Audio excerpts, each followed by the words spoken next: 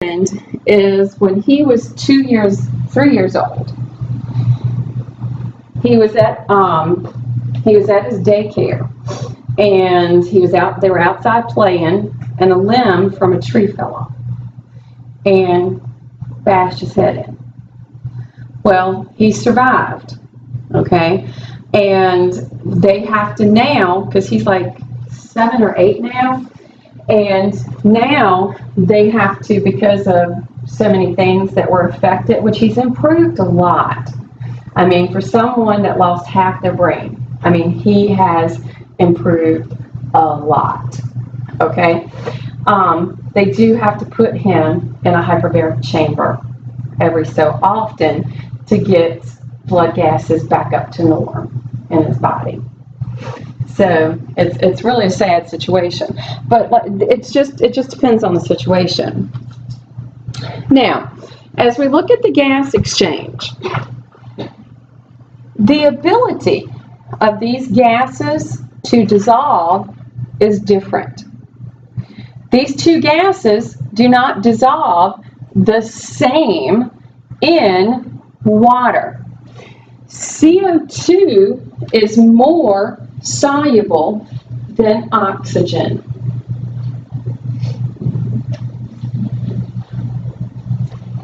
What does that mean? CO2 dissolves more easily than oxygen does. So what is that going to help it do? It's going to help it move more easily into the alveoli. But oxygen, wait a minute. Oxygen doesn't dissolve as easily.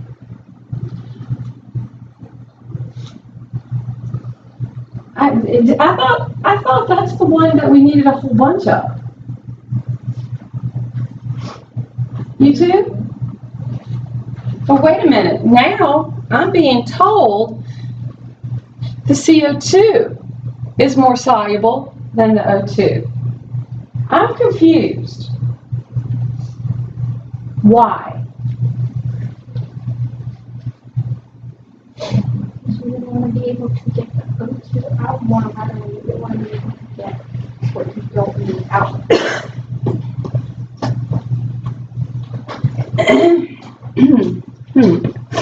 Don't they have to still balance? In other words, they don't have to be equal. Okay? There's a level that each one of them should be. They don't have to be equal.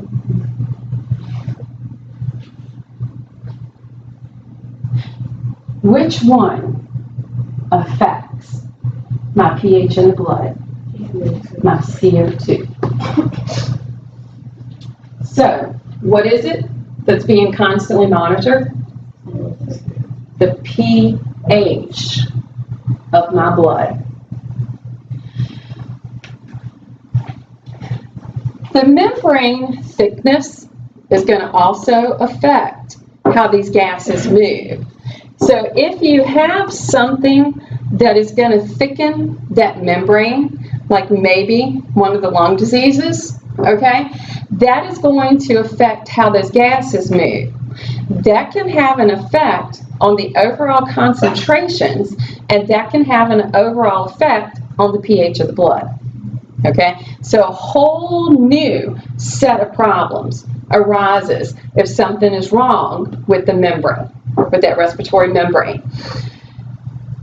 The membrane area. Wait a minute, whoa, what is that? What is membrane area? The range that is going to be around all those grapes. This would give me area, this would give me area, this would give me area, this would give me area. If I'm in connection with my capillaries, I've got all that area. Right? Now, certain diseases decrease this area. What does that mean? It makes it smaller so you have less Makes it larger.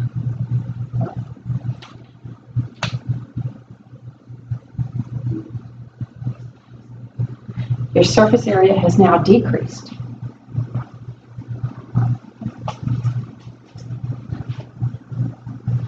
Emphysema. What happens for people who have emphysema? They get less elastic. We don't have as much surface area. And what are their symptoms?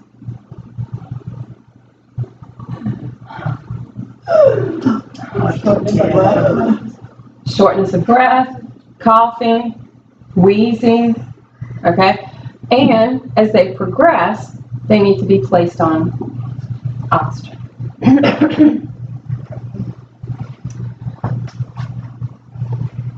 When these gases exchange, we have ventilation perfusion coupling. What is ventilation referring to? Do what? Our gases, our air. What is the perfusion? The blood. Okay? So the air, the blood, and then when something couples, what does it do? Comes together. What do we have happening at that alveoli and the blood? We've got this coupling that takes place. Okay? That's our physiology. Hopefully, we're going to match airflow to blood flow and vice versa. Hopefully. That's the goal. However, diseases, it can make the blood capillaries. Okay? Blood should be coming to these capillaries. But if there's a disease, they can actually take the blood that was supposed to go to this area and move it somewhere else. Shunt it somewhere else. If that happened, that means this area no longer has the blood flow. And it's shut down. Does that make sense? Mm-hmm. So, the hope, okay, is that it's going to all be good and that we're going to get good gas exchange. However, we know that the gas exchange, things happen that will affect it. The gas exchange is simply the process of exchanging the oxygen and the CO2. Oxygen. The only way, for the most part, I shouldn't say only way, for the most part, oxygen is going to be bound to the hemoglobin, which is found in the red blood cell.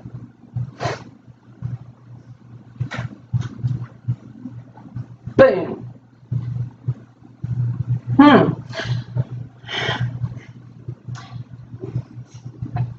Does that create a set of problems all on their own? Yes, sort of. Okay? Oxyhemoglobin is when the hemoglobin has an oxygen to it. How many hemoglobins are, how many ions are on a hemoglobin? 4. Okay? So, if I've got my hemoglobin, 1, 2, 3, 4 irons, okay, that can attach an oxygen. If 2 of them have oxygen attached, it's 50% saturated. If 3 of them have oxygen attached, 75% saturated. If all 4 have an oxygen, it's 100% saturated. Does that make sense? but they are bound to that iron on that hemoglobin, okay? Carbon dioxide. We tend to have this idea, okay, because before I learned it, my understanding was oxygen goes to the cell, carbon dioxide gets picked up and comes back on this red blood cell. That was my understanding before I learned this. Nope, that ain't the case. Oh God, you're making my head hurt. What?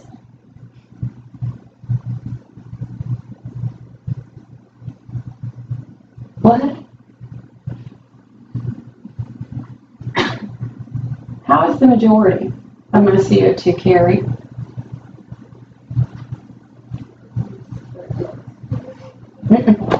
Nope. Nope. Nope. Nope. Nope. Nope. Nope. Nope. Nope. In the blood. We have to change it. Got that carbonic anhydrase, blah, blah, blah. Got our little bicarbonate ions. It's not stuck in the red blood cell. That's why it affects the pH of the blood. It's not on the red blood cell. It's in the fluid. And if I put CO2 into, and the fluid mostly in blood is water, right? And if I think about a soda, okay, and if I put CO2 into that fluid that's making the soda and giving it its fizzy fizz, okay, my fizzy bubbly, okay, if I put that in there, I've turned it into carbonic acid. And that acid affects the pH of the blood, and we have to buffer it. This is why respiration is based on pH.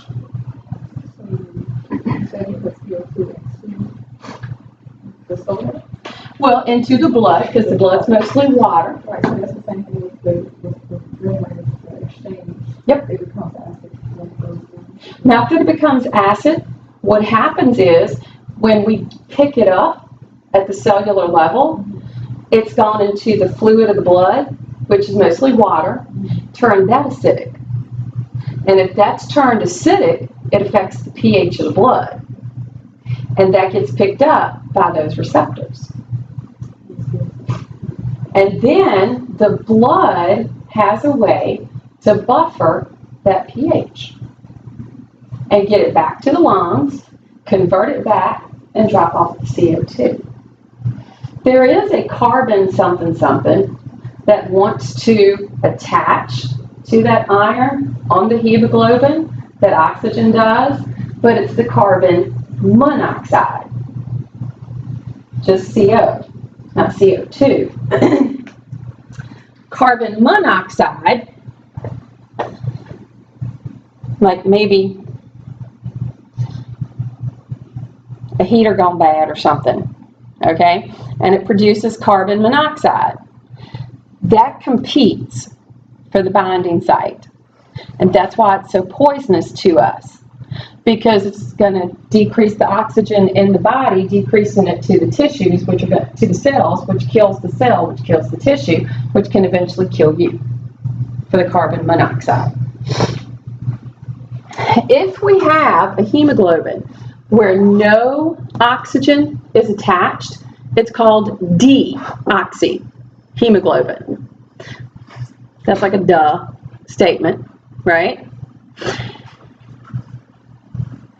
We have what's called a relationship between oxyhemoglobin and deoxyhemoglobin, and it's called a dissociation curve.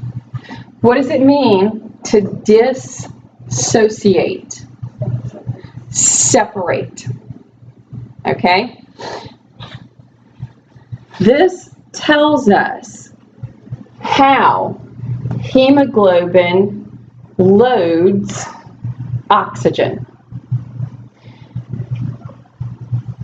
When oxygen is low in the body, or low, I should say, on that hemoglobin, when it is low,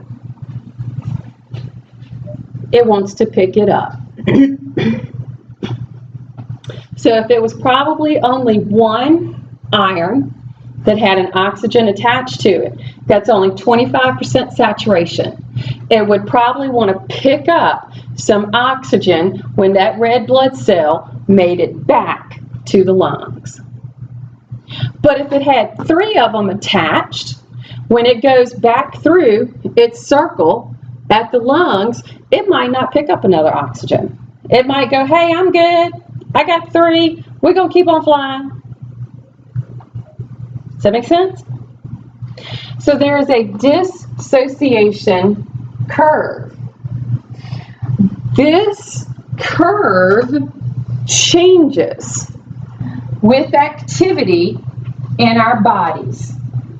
Right now, as you're sitting here, waiting for 9:15, so I can say, take a break, be back at 9:30.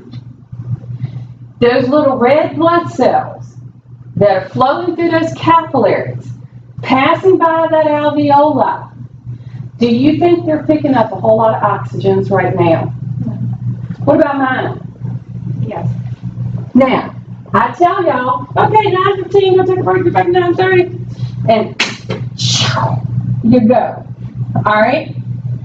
Your body is going to start using the oxygen. So that red blood cell that maybe is dropping off them oxygens down here at this muscle down here, okay? When it gets back to the lungs, it might only have 1 oxygen, and it's going to say, yeah, come on, I got to feed the muscle, Okay? I'm going to go sit down. Mine are going to go, oh, hey, good, I'm good. Does that make sense? So the curve changes with the activity in our bodies, the demand of the tissues, which is kind of cool, if you think about it. What time is it, by the way? Oh, we got 5 minutes. Okay, so carbon dioxide gets transported as that carbonic acid, the one that I was just explaining, and the fluid, okay? A carbamino, whoops, another spelling. Carbamino, I think it's supposed to be an A, okay? Compound or dissolved gas. Carbonic acid, that CO2 goes out from that extracellular fluid into that capillary, into the fluid of the blood, and is messing it up because it's making it an acid. Therefore, that CO2 reacts with the water, dissociates into the bicarb and hydrogen ions. This part right here affects pH. Because on the pH scale, 7 neutral, anything below that is acidic. What is increasing for acidity? H pluses or OHs? H pluses. What just happened by CO2 going into the fluid of the blood? I gave it more H pluses.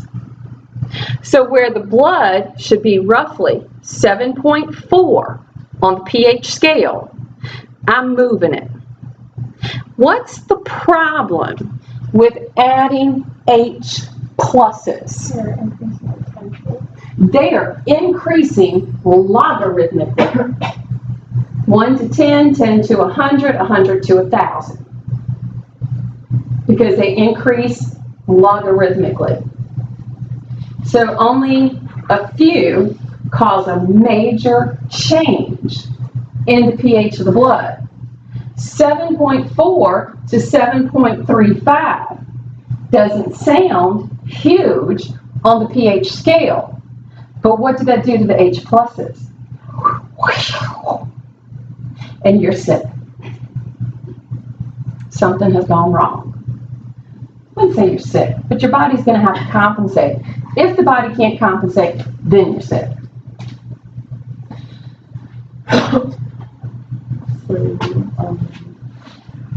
And this is coordinated. Okay, so